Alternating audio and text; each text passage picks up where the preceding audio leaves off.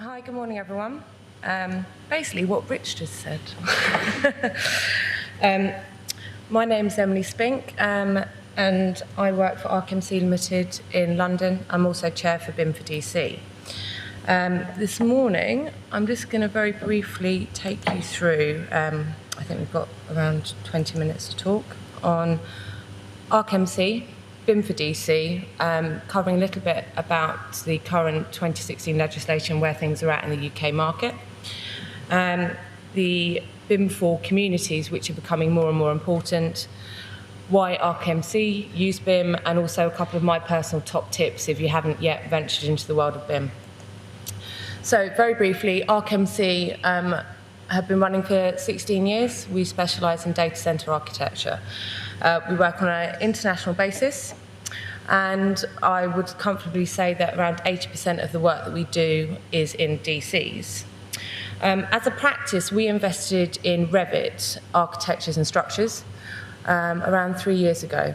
And from that, we then found that there was a slight lack of education capability in the data centre market surrounding BIM, hence why the ArcBIM division was formed 2 years ago. And from that, my colleague Paul and I formed the BIM for DC committee.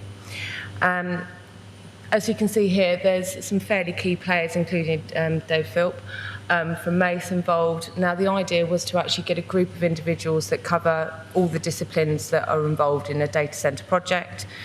And we are all voluntary, we don't get paid for it, unfortunately. But the reason behind it is actually to promote BIM in data centres, and also to be there to encourage its use and answer questions and queries from people who haven't yet taken the leap.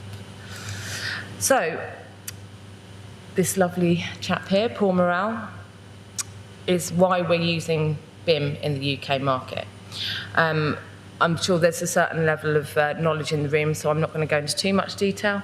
However, the key point here is the objective of BIM for Paul Morrell, which was the 20% capital cost saving. That 20% is actually what our private clients are aiming for. So in the data centre market, there are some in public sector, there are some that are being funded by government money, but actually most of it is private. So those clients that we work with today are mainly private clients who have heard about the savings that they're going to make, which has been through the initiatives that the government have led, and therefore they want to use BIM. Now, I'm sure all of you are aware of this beautiful diagram, which is the Bew-Richards maturity wedge, and the red line, which signifies the 2016 deadline. Now, when this diagram was first released out into the market, I think there was a lot of umming and ahhing as to whether or not this was achievable.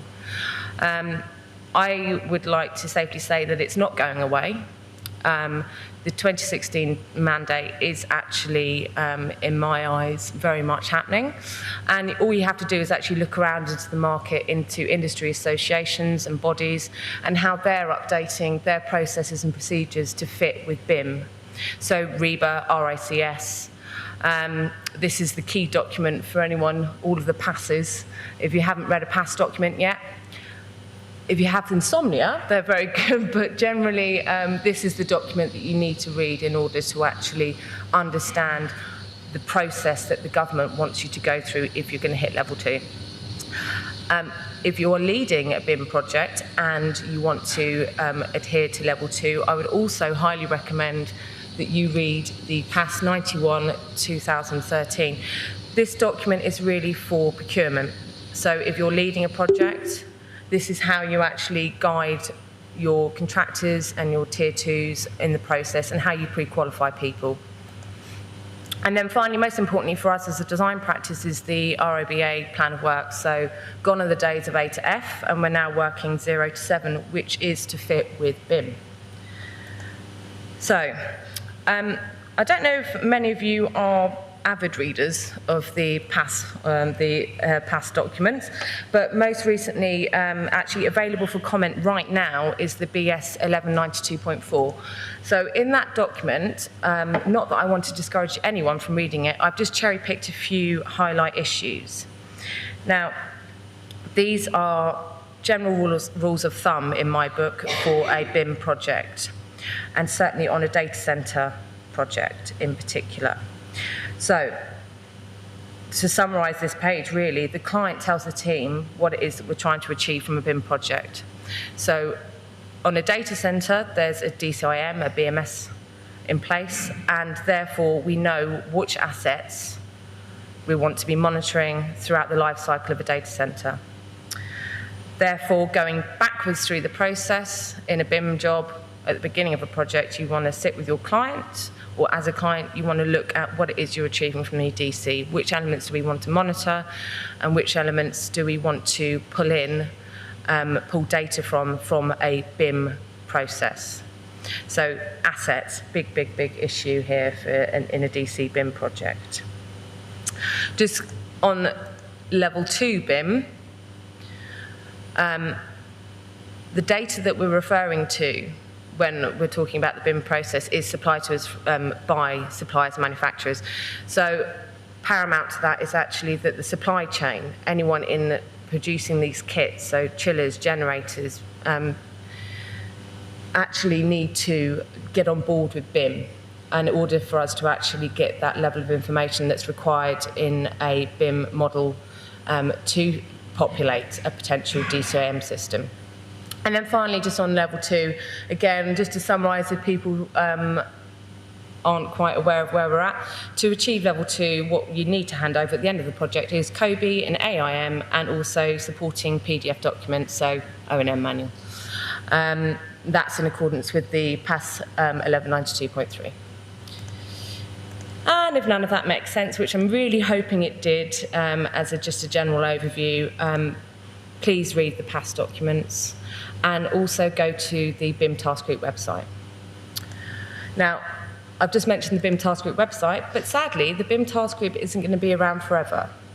For the guys involved in this is a project, so they are fairly limited at the amount of time that they will spend as individuals on BIM. So your BIM for communities step up. At the moment, we are going through the process of signing a charter, which will unify all of the BIM for communities out there in helping to spread the word and offer a level of cohesion over what's actually been spread across the market. Obviously, I'm chair for BIM for DC, but there's lots of other BIM for communities out there. We're not just UK, we'd be happy to speak across, on an international basis. So if you do work in other sectors, not just data centres, please do bear that in mind and get in touch with the relevant bodies that you might be interested in talking to. And we're always interested to know what people are doing. If you've got any problems, if you've got a case study, for example, which is always a wonderful thing to have a case study, particularly in data centres where we're all surrounded by NDAs. Okay, so pretty much what Rich said.